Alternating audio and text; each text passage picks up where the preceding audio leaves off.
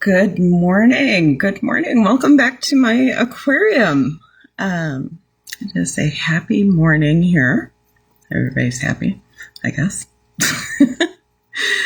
So this morning, I am going to share the story of the legend of Staff Sergeant. This one, man, yeah. So this goes back to 2020.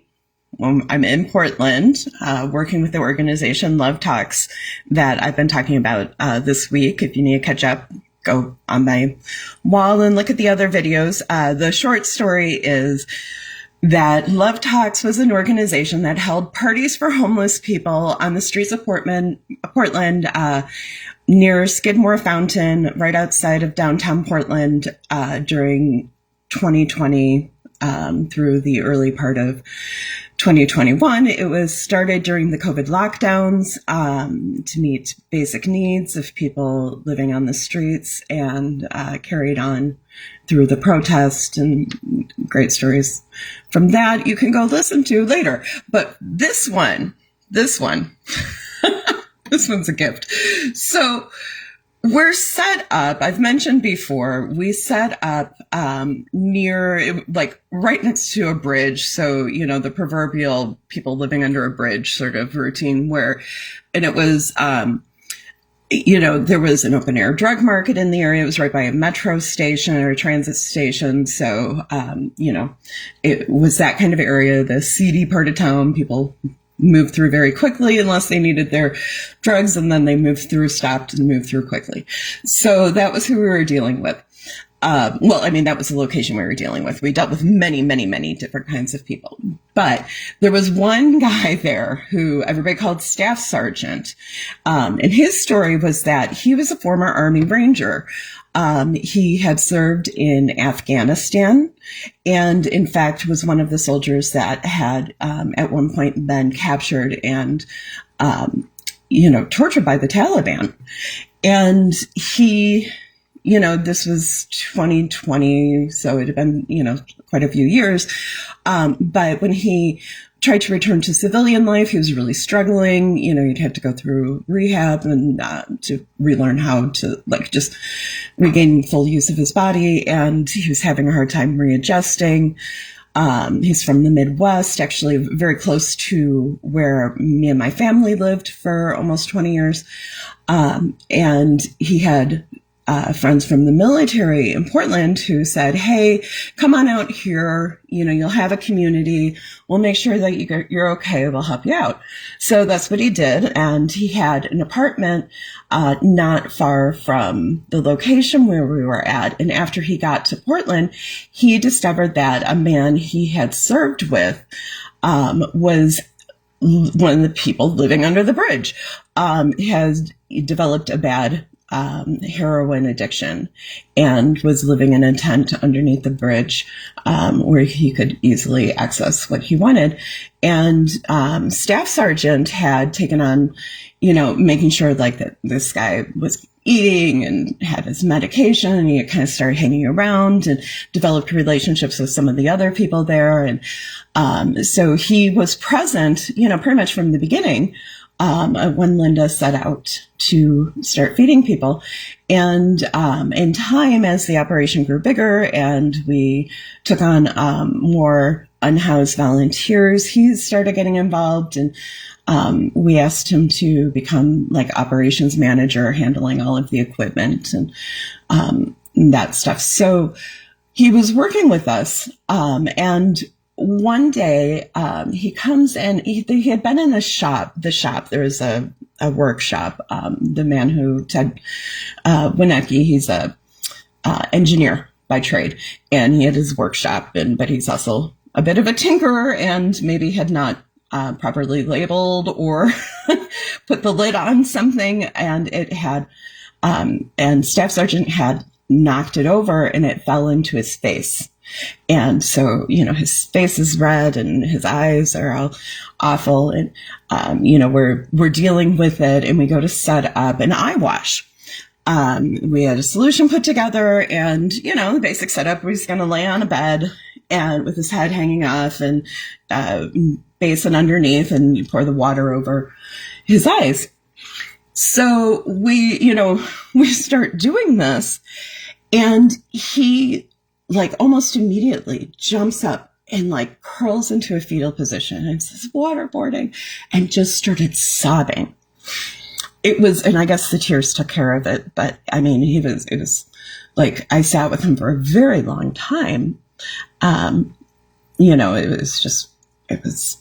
he was okay. His vision was okay. The tears apparently did it. And, we had put oil and other things to remove residue that we could.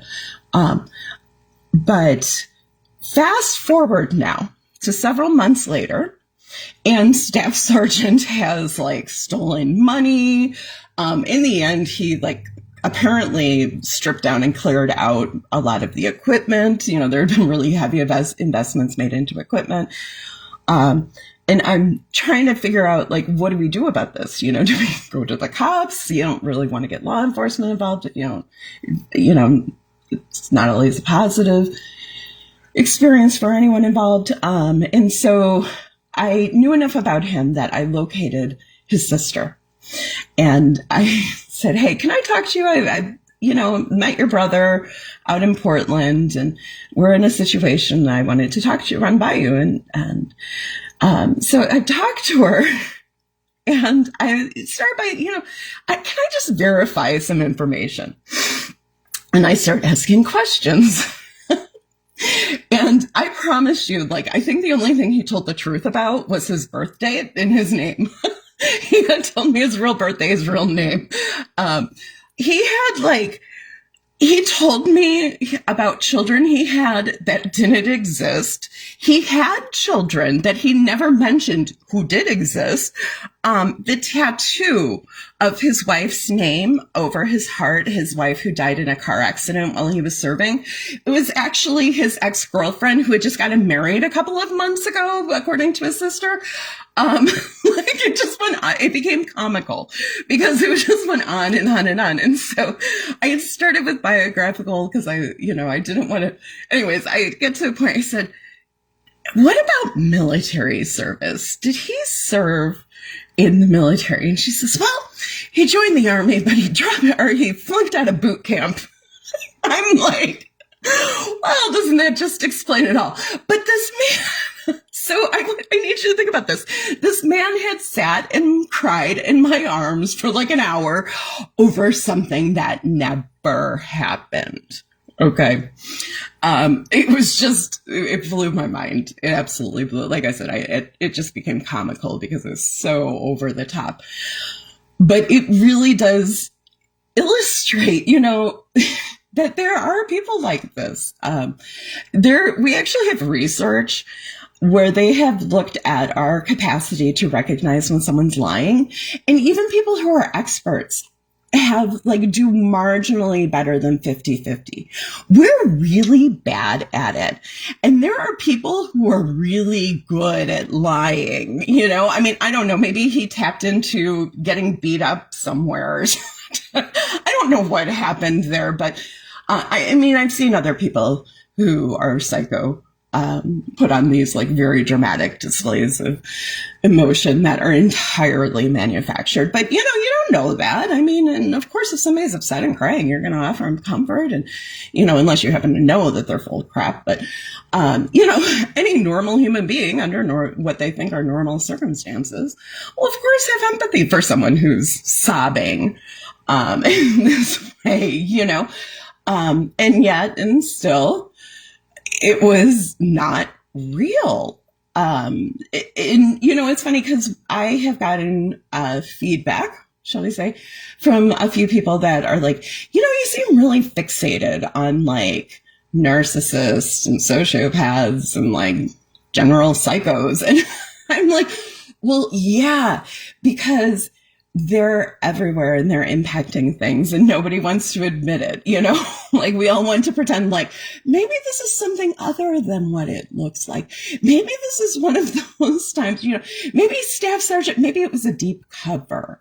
Maybe his sister had been taught to say this in order to, we will come up with ridiculous reasons to carry on believing these people. And, the story is ridiculous and it's a bit jaw-dropping, but I think it's also a very potent reminder that, there are people who are really good liars. And the way that we, you're not necessarily going to see them. Like, don't beat yourself up if you don't see them right away.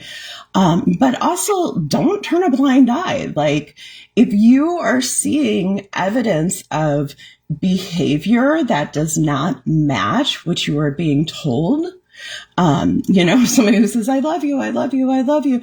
And yet they wouldn't stop to help you if your life depended on it, but they love you. Like, look at people's actions. Look at the way they actually behave. This whole benefit of the doubt thing that we have a lot of psychos relying on.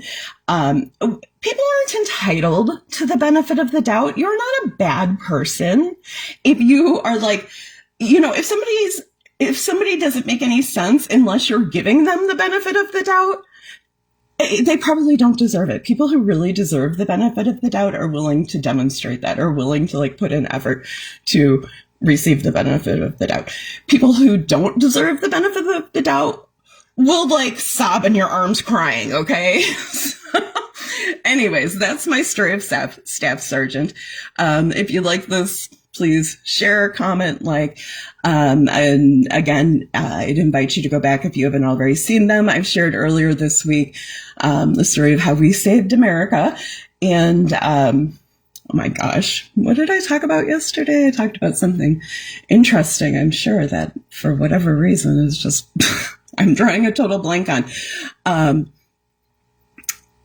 But anyways, there's another video. It was cool. I'm just, it's 5:30 in the morning. Oh, it's 6.